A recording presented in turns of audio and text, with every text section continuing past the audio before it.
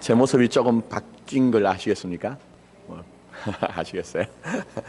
원래 제가 이제 머리를 짧게 하기 때문에 별반 바뀐 걸 모르실 거예요. 그러나 보통 때보다 더 짧아졌습니다. 태수해를 맞아서 제가 이제 성경 묵상하는 이제 자리로 갔는데, 뭐 식사 시간 포함한 한 10시간 이상을 이제 같이 묵상하는 그룹들하고 같이 이제 그렇게 묵상을 하고 나와서, 제 차가 여름에 조금 문제가 있었어요. 그래서 이제 아시는 분 정비 공장에 가서 손을 보는데 시간이 좀 많이 남았습니다. 뭘 할까 고민을 하다가 머리가 좀 많이 이렇게 단정하지 않아서 가까운 곳에 미용실을 이제 찾아 머리를 좀 정리를 해야 되겠다 생각하고 미용실을 찾았는데, 그것에 미용실이 없는 거예요. 한참을 찾았더니 그 근처에 딱 한 군데가 있는 겁니다. 들어갔는데 문을 열었는데 할머니들이 많이 앉아 있어요. 할머니들이.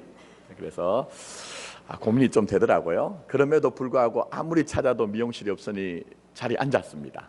근데 또 할머니가 이제 나오시는 거예요. 그 미용사 하시는 분이. 뭐 연세 많은 게 문제가 아니고 느낌이 있잖아요. 느낌이.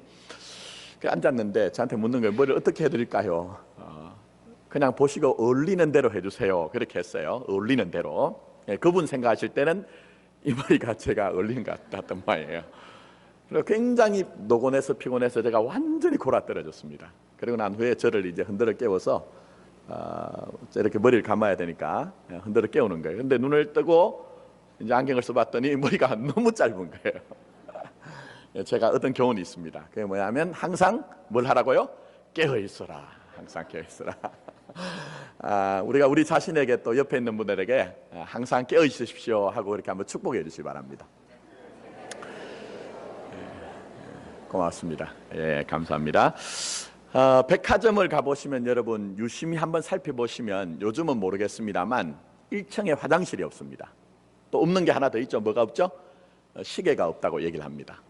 보통 이제 서비스를 하는 사람들은 서비스를 받는 사람들의 편의를 많이 생각하죠. 그럼 당연히 그런 편의시설을 1층에도 둬야 되지만, 그러나 화장실을 없애는 이유는 가능하면 급한 볼일 보러 오시더라도 2층까지 가서 물건 돌아보시고 우리 물건 사주세요 하는 마음이 있다는 거예요.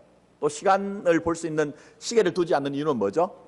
너무 급박하게 촉박하게 그렇게 하지 말고 좀 오랫동안 여기 머물면서 마음에 드는 물건 좀 사가세요, 이런 이제 어떤 내용이 있다는 것입니다. 그리고 또 흐르는 음악도 다르다고 얘기를 해요. 카페 같은 곳에서는 이 음악이 빠른 음악을 튼다고 합니다. 왜 그럴까요? 빨리 마시고 나가세요.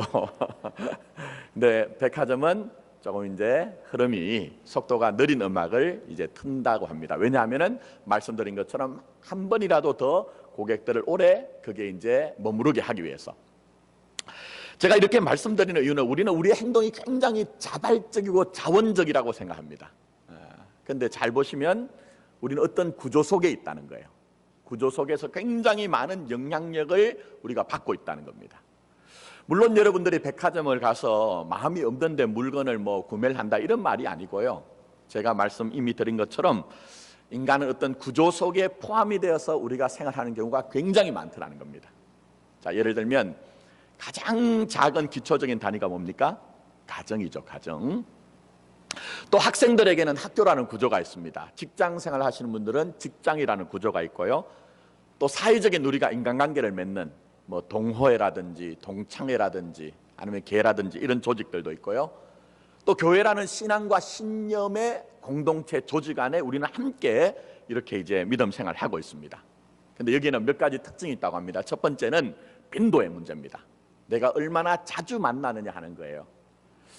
자, 그 다음에 또 하나는 내가 거기에 참가하느냐 참가하지 않느냐 하는 것들에 있어서 의무적이냐 의무적이지 않느냐 하는 것들이 내 삶에 영향력을 어떻게 끼치느냐 하는 것들이 나타난다는 겁니다.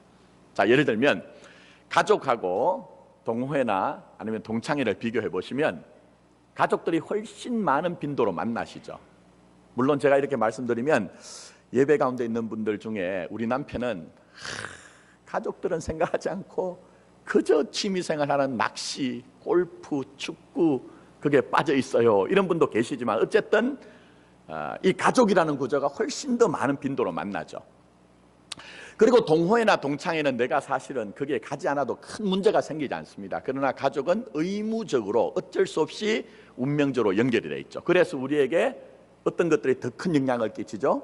바로 가족이죠, 가족. 자, 그 다음에 또 하나 중요한 것이 있습니다. 그것보다 더 중요한 것은 내가 속한 구조가 그 속에 있는 구성원들이 내용이 어떠하냐, 질이 어떠하냐 하는 거예요. 자, 예를 들어 보겠습니다. 나는 정말 진실해요. 근데 내가 속한 구조 속에 있는 다수의 사람들이 무엇을 해도 의심하고 불신하고 거짓말하는 어떤 그런 일들에 끌려다닌다고 하면 내가 스스로 진실한 것과는 상관없이 어렵다라는 거예요. 그래서 라인홀드 니브라고 하는 기독교 윤리학자가 뭘 얘기했느냐, 도덕적 인간, 비도덕적 사회라고 얘기했어요. 여러분 그런 거 느끼세요? 어떤 분들을 개인적으로 만나면요 정말 진실하고 깨끗해요. 그런데 그 개인적인 어떤 마음과 상관없이 몇 단계만 지나가면 그 사람이 가진 진실이나 또 깨끗함과 전혀 상관없이 그 구조 속에서 그 사람도 여전히 때로는 거짓을 말하기도 하고 왜곡된 행동을 하기도 하는 것이 바로 우리의 실상이다라는 거예요.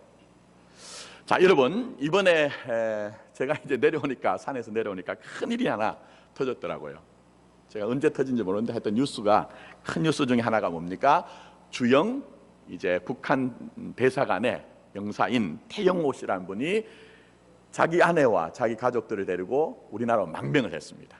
제가 기도하는 것은 빨리 하나님께서 저 북녘에 있는 어떤 체제들 좀 흔들어 놓기를 원하는 마음이 있어서 기도를 합니다만, 어쨌든 이 태영호라는 사람의 내자가 되는, 아내가 되는 사람은 오혜선 씨라고 하는데요, 이분이 보니까 언론 기사에 김일성의 동료인 오백룡의 일가라는 거예요. 우리말로 표현하면 금수저 중에 금수저, 아니 금수저가 아니라 다이아몬드 수저 중에 다이아몬드 수저죠.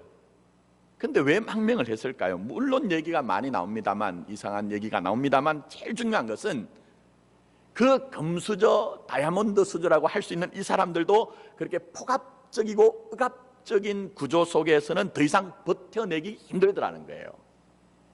그러니까 개인의 역량도 굉장히 중요하지만 구조가 중요하다는 겁니다. 자, 그런데 진짜 문제가 뭔지 아세요, 여러분?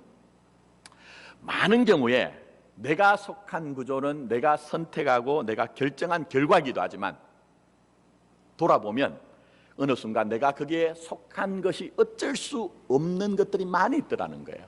그게 바로 피동적, 수동적인 면이 많이 있더라는 겁니다. 자, 예를 들면 자식된 입장에서 부모를 선택한 거 아니죠. 이 세상에 태어나서 보니까 우리 부모님이 거기에 계시더라는 거예요. 예? 또 우리가 부모님들도 할 얘기가 많습니다. 만약 자식을 선택할 수 있었으면은 지금 요 모양 요 꼴의 자식을 선택하지 않았을 가능성도 굉장히 많이 내포가 돼 있죠. 이런 것들 우리가 굉장히 많습니다. 또 그것뿐만 아니라 여러분, 나라도 내가 택한 것은 아니에요. 민족도 내가 택한 것이 아닙니다. 다 수동적으로, 피동적으로 그렇게 되어 있더라는 겁니다. 그런데 잘 생각해 보시면 내가 자원하고 내가 결정한 것들 속에 여러분이 정말 자유할 수 있더냐는 거예요. 제가 말씀드린 이런 가족이나 우리가 민족이나 나라는 어쩔 수 없이 되어진 것이지만 여러분이 정말 거기에 자원하고 내가 스스로 결정했는데, 그러나 그 속에서 내가 정말 자유할 수 있더냐는 거예요. 자, 예를 들면 직장이 있습니다. 요즘 청년들이 참 직장 들어가기도 힘들고 어렵습니다. 제가 과거에 한 집사님하고 상담을 했는데요. 근데 그 집사님이 본인이 그렇게 들어가길 원해서 들어갔던 그 직장 안에서 많은 고초를 당하고 있었어요. 그래서 저한테 이제 얘기를 하기는, 목사님 너무 힘들어요, 견디기가 힘들어요, 그런 얘기를 하시는 거예요. 그래서 제가 이런저런 얘기를 들어드리다가 물었습니다. 집사님, 혹시 집사님이 그 직장을 나오셔서 다른 직장으로 이직을 하실 어떤 방법이 있으세요? 집사님, 그 직장을 나오셔서 그냥 이번 기회에 개인 사업을 하실 수 있는 어떤 방법이 있으세요? 물었더니 굉장히 침울해지시면서 저는 그런 방법이 아무것도 없습니다, 그렇게 얘기를 해요. 제가 한참 좀 기다렸다가 침울해오고 난 후에 물었습니다. 집사님, 그럼 어떻게 해야 되죠? 어떻게 해야 되죠? 물었습니다. 그랬더니 집사님 다시 한번 고민을 하시면서 한참을 생각하고 난 후에 견뎌야죠. 내 가족을 생각하고 내 자식을 생각하고 견뎌야죠라고 얘기를 하더라고요. 그래서 제가 얘기를 했어요. 집사님, 그것도 사명입니다. 그것도 사명이에요. 믿음으로 기도로 이기셔야 됩니다. 그런 얘기를 했어요. 여러분 한번 잘 생각해 보세요. 내가 자원했어요. 내가 결정했어요. 내가 그 안에 들어갔습니다. 그러나 그 안에도 내가 어쩔 수 없는 면들이 너무나 많이 있더라는 거예요. 그래서 실존주의자인 하이데커는 우리 인생이 피투적이라고 얘기했어요. 피투적이라는 게 뭡니까? 던져졌다는 것이죠. 우리의 이 시간, 우리의 이 환경이 내가 무엇을 하였다기보다 그게 있어 보니까 그런 시간과 그런 환경 속에 던져진 인생을 내가 지금 살고 있더라는 거예요. 여러분 그거 자꾸 느끼세요, 여러분? 근데 오늘 본문 말씀 보시면 그렇게 던져진 환경과 시간 속에 정말 잔혹한 인생을 살아가는 한 여인이 등장을 합니다. 자, 그 사람이 누굽니까? 바로 라합입니다. 근데 라합은 평범한 범부가 아니에요. 자, 2절 말씀 보시면 거기에 기생집이라는 단어가 등장합니다. 완곡하고 부드러운 편이지만 이 말 속엔 사실은 이 여인의 인생의 전체가 표현되어 있습니다. 왜 기생이 되었는지 모르겠어요. 그러나 이 사람은 지금 현재 자기 스스로 자기 웃음을 팔면서 살고 있고 자기 인생을 팔면서 원하지 않는 인생을 살아가는 굉장히 운명과 숙명 안에 끌려다니는 그런 인생의 삶을 모습을 살고 있다는 겁니다. 그러나 성경이 얘기하는 것은 이것입니다. 여인의 삶이 그것으로 끝나지 않았다는 것을, 절망의 노래가 그의 인생에 계속되지 않았다는 거예요. 여러분, 그의 인생은 극적인 반전의 역사가 있었습니다. 여리고성의 모든 사람들이 전부 하나님의 진노 아래 죽어갈 때에 이 여인으로 말미암아 자기의 가족들과 거기에 속한 모든 사람들을 살려내는 생명의 주인공이 되었습니다. 어떤 면에서는 비참하게 인생을 전부 허비하고 살아야 되는데 이 사람은 언약의 축복을 받아서 결국은 다윗 왕가의 그러한 이제 유다 지파 살몬과 결혼을 하고 말씀드린 것처럼 다윗 왕의 고조모가 되는 큰 은혜를 누리게 됩니다. 이 정도만 있는 것이 아닙니다. 마태복음 1장에 보시면 예수님의 족보 중에 그 수많은 사람들이 있지만 여인으로서는 이방 여인으로, 과거가 있는 여인으로 이 여인이 등장을 합니다. 또 히브리서 11장에 보면 많은 믿음의 선진들이 등장하는데 그게 아브라함, 이삭, 야곱, 요셉, 모세, 그 다음에 다른 사람이 아니라 이 이방 여인인 바로 라합이 등장을 합니다. 그 정도로 하나님이 이 여인을 굉장히 높게 그 믿음을 평가해 주었다는 거예요. 그리고 야고보 사도는 여러분 아시는 것처럼 어떤 믿음을 가지라고 했죠? 그냥 믿음이 아니고 행함을 가진 믿음을 가지라고 했는데 그 표상으로 라합을 야고보서 2장 25절에 소개를 하고 있는 모습을 보게 됩니다. 자, 그렇다면 제가 묻고 싶은 게 이겁니다. 여러분, 우리도 뭐 극단적으로 이 라합만큼 이런 삶은 아닐지라도 분명히 던져진 환경과 던져진 시간이 있을 것 같아요. 뭔가 정말 자유한 것 같은데 그 자유함 속에서 내가 자유한 것이 아니라 부자유하여서 뭔가 끌려가고 있는 것 같은 우리의 삶의 모습이 있을 것이라는 것입니다. 그럼 여기서 우리가 중단하고 그냥 포기하고 절망하고 우리도 밤의 노래를 불러야 되느냐? 성경은 절대로 그렇지 않다고 얘기합니다. 오늘 이 라합을 통해 우리 주님은 우리 교회와 여러분의 삶이 새로운 생명의 역사로, 은혜의 역사로 한 걸음 더 다가가기를 원하고 있습니다. 어떻게 해야 될까요? 어떻게 해야 그것이 가능할까요? 먼저 우리 하나님은 하나님 없는 나의 삶의 영역, 하나님 없는 나의 삶의 영역에 있는 그 처절함과 비참함을 인식하고 인정하라고 말씀하세요. 내가 나 스스로 생각하고 판단하고 내 견해를 가지고 살 때 우리가 일어나는 그 삶의 처절함과 비참함을 그냥 무시하지 말고 결국 하나님과 동행하지 못한 우리의 삶에 있는 그 삶의 비참함과 처절함을 인정하고 인식할 때 그것이 바로 은혜의 첫 스텝, 첫 발걸음이 된다고 말씀하고 있습니다. 여러분 생각해 보십시오. 라합이 왜 자기 목숨을 걸고 2명의 정탐꾼을 숨겨주었을까요? 왜 숨겨줬을까요, 여러분? 제가 생각할 때는요, 이 라합이 기생으로 살아가는 자기 삶에 대한 비참함과 처절함을 인식했기 때문인 것 같아요, 여러분. 내가 이렇게 웃음을 팔고 껍데기 인생으로 살다가는 결국 내 인생은 파멸을 향해 달려가고 있구나. 내가 이렇게 살면 안 되지, 내가 이렇게 제 종노릇 하면 안 되지, 내가 육신의 종노릇을 하면 안 되지, 이렇게 운명에 끌려다니는 인생을 살면 안 되지 하는 그 날카로운 영적인 인식이 있었기 때문에 두 명의 정탐꾼을 숨겨두었겠죠, 여러분. 그렇기 때문에 우리의 삶의 변화, 영적인 변화, 생명의 변화는 첫 번째 스텝은 하나님 없는 내 인생의 비참함과 처절함을 인식하고 인정하는 것입니다, 여러분. 보십시오. 내가 원망과 불신의 사람입니다. 그러면 내가 그 원망과 불신으로 말미암아 내가 당하고 있는 그 해이와 번민과 고통을 인식을 해야 돼요. 또 더 나아가서 내가 하나님 앞에서 무엇을 해도 감사하지 못하는 불평만이 내게 나옵니다. 그러면 그 불평으로 말미암은 내 마음이 너무나 어렵고 힘들다는 그 현실을 인정을 해야 되겠죠, 여러분. 더 나아가서 내가 지금 시기와 질투와 분쟁의 사람이에요. 그러면 나로 말미암아 일어나는 그 갈등, 그 깨어짐, 그 탄식을 내가 인정하고 직면을 해야 된다는 것이죠. 그래서 여러분, 성경은 놀랍게도 이런 비참함과 처절함을 인식하고 인정하는 것이 은혜의 첫 번째 스텝이라고 얘기하고 있습니다. 여러분, 파스칼이라는 아주 믿음 좋은 철학자가 있죠. 그래서 이 파스칼도 이런 얘기를 합니다. 무엇이라고 갈파를 하느냐?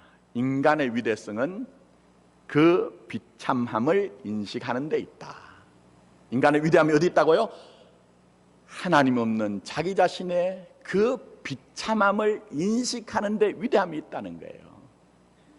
그게 바로 은혜의 시작이라는 것입니다, 여러분. 여러분, 잘 생각해 보시면 사람하고 동물하고 다른 것이 있습니다. 물론 많이 다르겠죠. 많이 다르겠지만 사람에게는 고민이 있고 자기 성찰이 있습니다. 그러나 동물은 어떻습니까? 동물은 결과만 원하는 대로 이루어지면 됩니다. 그러나 이 사람이란 존재는요, 내가 원하는 것이, 내가 원하는 결과가 이루어졌다고 해서 그게 만족이 있는 게 아니에요. 자, 예를 들면 내가 배가 지금 고프단 말입니다. 그럼 배고픔만 해결하는 게 문제가 아니에요. 내가 그 배고픔을 해결하는 방식이 옳으냐 그러냐 하는 것이 고민이 되는 것이죠. 그래서 우리가 아무리 배가 고파도 훔쳐서는 먹으면 될까요, 안 될까요? 안 되는 것이죠, 여러분. 자, 지금 내가 내 몸이 아픕니다. 그 몸이 아픈 것도 몸이 아픈 것이지만 잘 생각해 보시면 혹시 내가 하나님 앞에서 혹시 죄를 범한 것이 없는가, 끄리끼는 것이 없는가 하는 그것이 우리에게 고민을 주는 거예요. 그게 인간됨이 있는 거예요. 그래서 사람은 관계 속에서 밖에 살 수 없는데 첫 번째 자기와의 관계죠.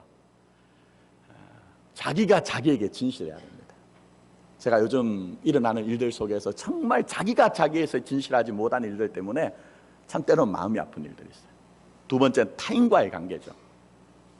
뭐 타인과 진실할 뿐만 아니라 사실은 누군가 한 사람은 내 마음을 알고 나를 지지하고 나를 격려하는 사람이 있어야 합니다. 그러나 궁극적으로 중요한 것은 누구와의 관계죠? 하나님과의 관계예요. 하나님과의 관계.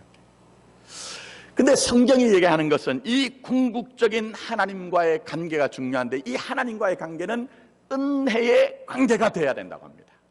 은혜의 관계. 여러분, 은혜가 뭡니까? 은혜라는 것을 좀 적확하게 신학적으로 말씀드리면 아무 공로나 대가 없이 하나님이 주시는 구원을 은혜라고 합니다. 그런데 이것을 우리 편에서 은혜라고 생각한다고 하면요, 정말 하나님의 그 자비와 긍휼이 필요해야 하는 여러분의 마음의 자세입니다. 근데 여러분 잘 보십시오. 내가 평소에 내 생각대로 판단대로 견해로 내 능력대로 살아갈 때 정말 하나님이 필요하다는 그 절절한 고백이 나오더냐 하는 거예요, 여러분. 그 고백이 나오더냐 하는 거예요. 그래서 우리 하나님께서는 사실 이 은혜라는 것은 우리 스스로 되어지지 않는 것이기 때문에 때로는 우리 자신의 본 모습을 직면시킵니다. 어떤 모습을요? 하나님 없는 그 비참함과 처절함을 직면시킴으로 말미암아 여러분 앞에서 여러분의 속에서 정말 하나님 도와주세요 하는 그 갈구가 탄식이 터져나오게 하신다는 거예요, 여러분. 출애굽기를 보시면 사실은 이 출애굽기가 얼마나 소중한지 수요일마다 제가 성경 공부 강설을 하고 있습니다만 이 출애굽기는 하나님의 은혜가 하나님의 백성, 그러니까 여러분에게 어떻게 적용되고 있는가 하는 것을 아주 구체적으로 설명하고 있어요. 근데 이 출애굽기 2장 22절 이런 아주 중요한 말씀이 나옵니다. 한번 잘 들어보십시오. 여러 해 후에 애굽 왕이 죽었고, 이제 여러 해 후에 애굽 왕이 죽었다는 것은 요셉을 알던 왕이 죽었다는 것입니다. 그리고 다른 왕조가 들었었습니다. 자, 그 다음에 어떤 말씀이 등장하느냐? 이스라엘 자손은 고된 노동으로 말미암아 탄식하며 부르짖으니 그 고된 노동으로 말미암아 부르짖는 소리가 하나님께 상달된지라, 이렇게 기록이 되어 있습니다. 자, 이 말씀 내용이 뭡니까? 제가 이미 말씀드린 것처럼 출애굽기는 전체적으로 하나님의 구원의 경륜이 하나님의 백성들을 주도적으로 이끌어 간다는 거예요. 근데 그 속에 있는 사건을 보니까 이 이스라엘 백성들이 하나님 없는 내 인생의 그 비참함과 처절함을 직면함으로 말미암아 그동안 하나님 앞에 나가 간구하지 않고 부르짖지 않았는데, 이제는 하나님 우리 좀 도와주세요, 하나님의 은혜가 필요합니다 부르짖을 때, 그때의 하나님의 은혜가 시작이 되더라는 거예요, 여러분. 그러니까 무슨 얘기인지 아시겠습니까, 여러분? 은혜라는 것은 다시 한번 말씀드리지만 세상 사람들 자기 마음대로 살아도 돼요, 여러분. 자기 인생의 분량이 다 하는 날까지 그들은 자기들의 지식과 경험과 능력을 가지고 다 살 것입니다. 근데 하나님은 여러분을 택한 하나님의 백성이기 때문에, 자녀이기 때문에 여러분이 여러분의 마음먹은 대로 달려가는 인생을 살도록 하지 않는다니까요, 여러분. 오히려 내가 눈을 좀 돌려가면서 내 마음대로 살아가려고 할 때 우리의 그 허약함과 부족함을 자꾸 폭로시키십니다.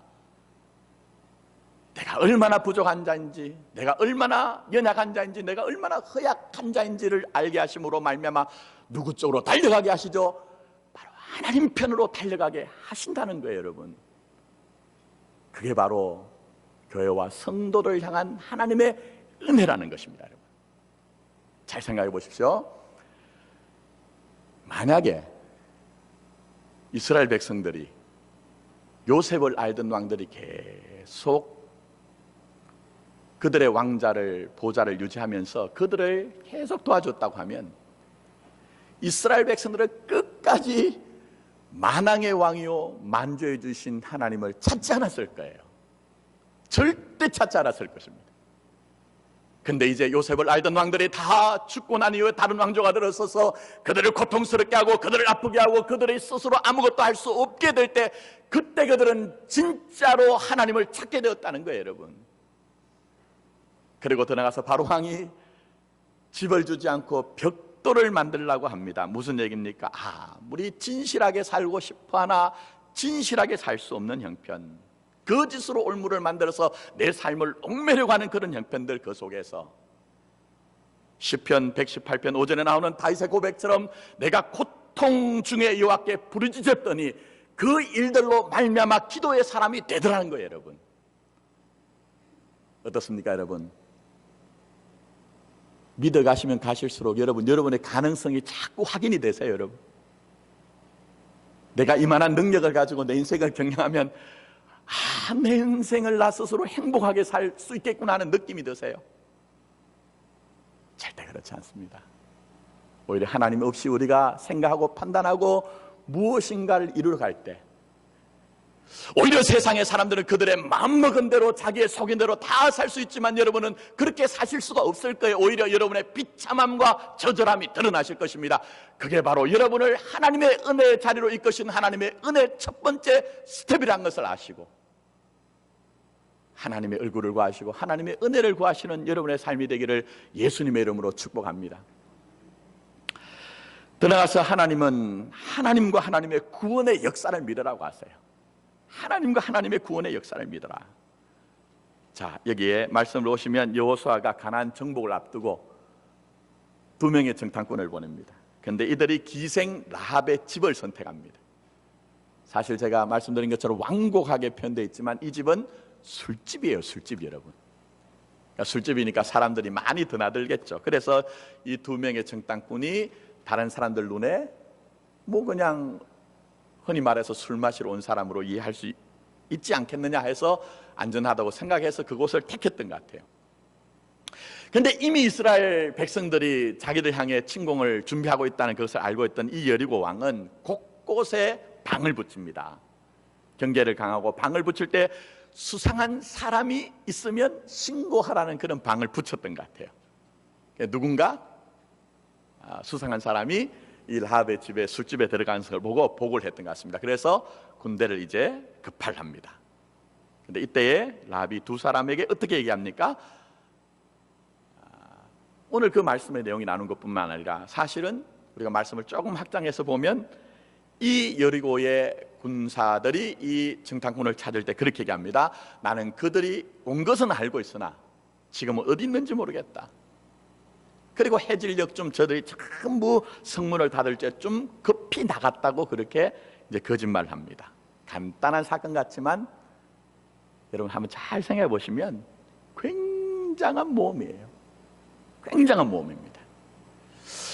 만약 이 라합이 두 명의 정탐꾼을 숨겨두었다는 사실이 발각이 되면 자기의 생명만 뺏기는 것이 아니라 자기의 가족들과 자기의 전부 속한 사람들이 멸문지하를 당하는 굉장히 위급하고 화급한 일들이에요.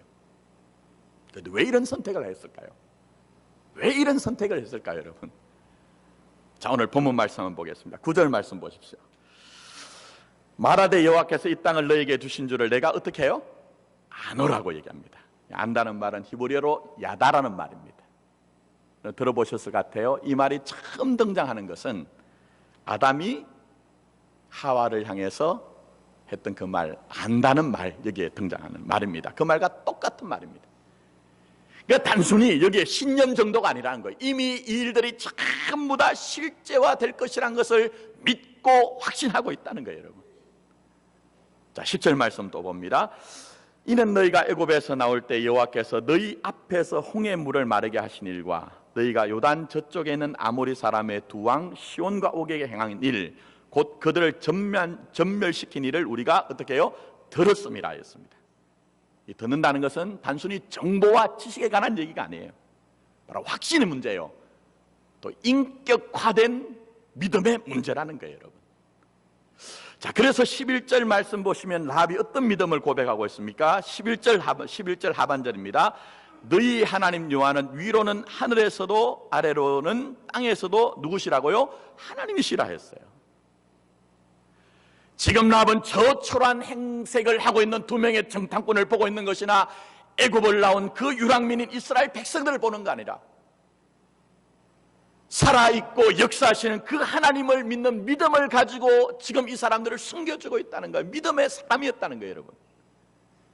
자, 12절과 13절까지 보시기 바랍니다. 그러므로 이제 청하노니 내가 너희를 선대하였은즉 너희도 내 아버지의 집을 선대하도록 여호와로 내게 맹세하고 내게 정표를 내라.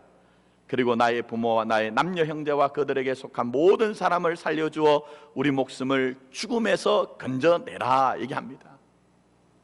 비록 그 당시에 이 여리고성이 가나안 땅에서 난공불락의 그러한 요새로 소문이 났었지만 하나님은 하시고자 하시면 하신다는 것을 알고 있기 때문에 그는 지금 하나님만이 나의 생명을 건져낸다는 그 구원의 하나님을 지금 선포하고 있는 거예요, 여러분. 내가 지금 이 여리고라고 표상이 되어지는 이 죄와 거짓과 육적 세상에 매여있지만 내 삶의 인생의 굴레를 전부 다 끌어내고 나를 새롭게 하시는 분은 오직 하나님 한 분뿐이라는 것을 고백하고 있는 믿음의 사람이었다는 거예요, 여러분. 여러분 잘 생각해 보세요. 라합을 변화시킨 게 뭘까요?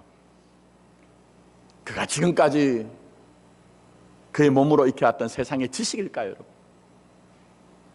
또 아니면 그의 삶에 어떤 면에서 웃음을 팔고 사람들에게 그 육적으로 그렇게 칭찬받는 삶의 이력이었을까요? 아니면 많은 사람들과의 관계 속에 있었던 그런 인간관계였을까요? 성경은 그것은 하등 아무 소용이 없더란 거예요, 여러분. 이 라합에게 생명의 변화를 준 것은 그의 믿음이었다. 오직 하나님과 그 하나님의 구원을 믿는 살아있는 믿음만이 이 라합의 삶을 변화시켰다. 그의 웃음을 팔면서 껍데기 인생을 살던 인생을 진짜 인생을 살게 한 것은 그 안에 있는 진실한 믿음만이 그의 삶을 변화시켰다고 성경은 우리에게 증언을 하고 있는 것입니다, 여러분. 그래서 히브리서 11장 31절에는 이 라합의 삶을 정리를 하면서 이렇게 우리에게 보고를 합니다. 믿음으로 기생 라합은 정탐꾼을 평안히 영접하였으므로 순종하지 아니한 자와 함께 멸망하지 아니하였도다. 히브리서 기자가 뭘 얘기합니까? 라합은 믿음으로 영접했다. 라합은 믿음으로 순종했다. 그러므로 라합은 믿음으로 멸망치 않았다는 거. 한마디로 종합적으로 얘기하면 진짜 믿음, 살아있는 믿음, 깨끗한 믿음, 진실한 믿음이 이 라합의 삶을 그렇게 거룩하고 영광된 삶으로 변화시켰다는 거예요, 여러분.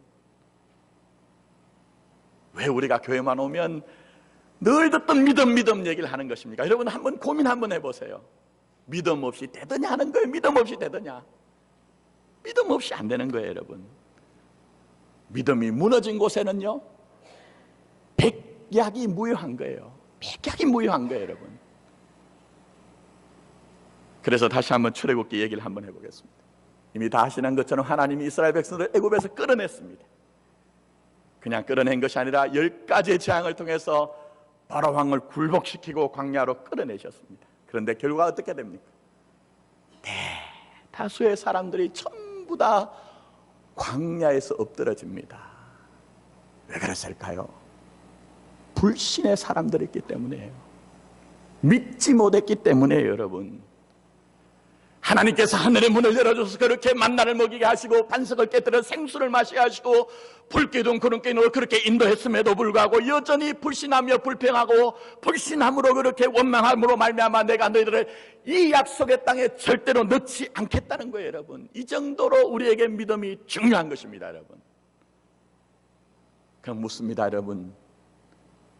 여러분은 믿음의 사람입니까? 여러분은 정말 믿음의 사람입니까? 물론 우리가 때때로 전부 다 연약한 질것 같은 사람이기 때문에 한순간 우리가 불신할 수 있습니다. 한순간 의심할 수 있어요. 그러나 절대로 영적으로 여러분 불신과 의심이 여러분에게 체질화가 되면 안 된다는 거예요, 여러분. 그래서 여러분 히브리서 11장 6절에 정말 간단하지만 신앙의 기초를 얘기하죠. 그 신앙의 기초가 뭡니까? 뭐가 없이는 하나님을 기쁘시게 못하나니? 믿음이, 그 믿음이 없이는 하나님을 기쁘시게 못하나니 하나님께 나가는 자는 먼저 우리에게 있어야 되는 것이 무엇입니까? 그가 계신 것과 또한 그가 자기를 찾는 자에게 뭘 주신다고요? 상을 주시는 이심을 믿어야 할지니라. 여러분, 이 믿음이 있어야 된다는 거예요, 여러분. 이제 말씀을 했습니다. 아직도 우리가 때때로 부딪히는 문제가 참 많은 것 같아요. 공동체적으로 뿐만 아니라 여러분들 만나뵈면 이제 8월달 마무리가 되면 그동안 신방 못했던 분들을 제가 토요일 날 이제 또 개별적으로 신방을 하려고 합니다만 참 이 문제 지나가면 저 문제가 또 다가오는 인생. 그러나 문제가 중요한 것이 아니라 우리에게 진짜 중요한 것은 뭐죠? 믿음입니다. 믿음. 뭐 세상에 이것도 중요하고 저것도 다 중요합니다. 뭐 물질도 있어야 되고 지식도 경험도 명예도 있어야 되겠지만 제일 중요한 것은 무엇입니까? 믿음입니다. 때때로 하나님은 우리 안에 진짜 여러분을 생명에 잇대는 그 믿음을 주시기 위해서 우리가 지금까지 우리 스스로 혼자 했던 일들의 허약성과 또 부족함을 다 드러내시는 일들이 일어날 거예요. 그러나 거기에서만 중단하지 마시고 이 라합처럼 살아계신 하나님, 역사하시는 하나님을 믿음으로 말미암아 여러분 안에 새로운 생명의 역사, 은혜의 역사가 일어나기를 예수님의 이름으로 축복합니다. 아멘. 기도드리도록 하겠습니다. 하나님, 이제 우리는 우리 자신을 의지하지 않기로 작정합니다. 결국은 살아계시고 역사하시는 하나님을 믿을 때